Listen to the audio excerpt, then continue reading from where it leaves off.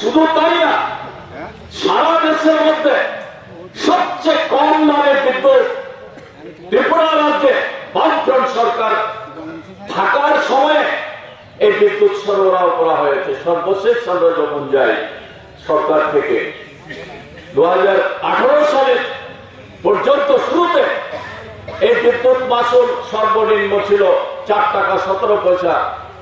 উল্লেখ করেছে কমরেড নির্মল ভৌমিক তার বক্তব্যের মধ্যে 4 টাকা 17 পয়সা।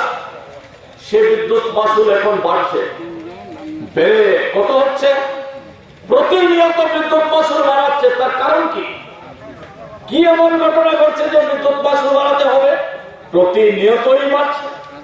আর বিদ্যুৎ এখন পাওয়ার ক্ষেত্রে 2 ঘন্টা 3 ঘন্টা 4 ঘন্টা বিদ্যুৎ নেই।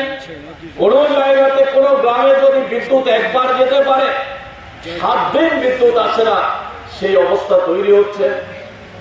আর এই বিদ্যুৎ লাইন সারাই করার জন্য, এই বিদ্যুৎ সাপ্লাই দেওয়ার জন্য তার যে ব্যবস্থাটাকে ছিল বামফ্রন্ট সরকারের সময়েও এই ব্যবস্থা দ্রুত বিদ্যুৎ সারাইয়ের ব্যবস্থা ছিল, সঙ্গে সঙ্গে ব্যবস্থা, অফিসে ফোন করার সঙ্গে সঙ্গে তারা ব্যবস্থা নিতেন।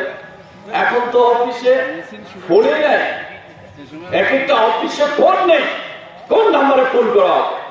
তারপরে 7 দিন লাগাতার আসছে না বিদ্যুৎ, 15 দিন আসছে না, রাস্তা অবরোধ করছে, রাস্তায় এসে বসছে মা বোনেরা পুরুষরা সবাই মিলে, বিদ্যুৎ যাচ্ছে না। এই ধরনের করুণ অবস্থা হয়ে গেছে। কেন হচ্ছে এই অবস্থা?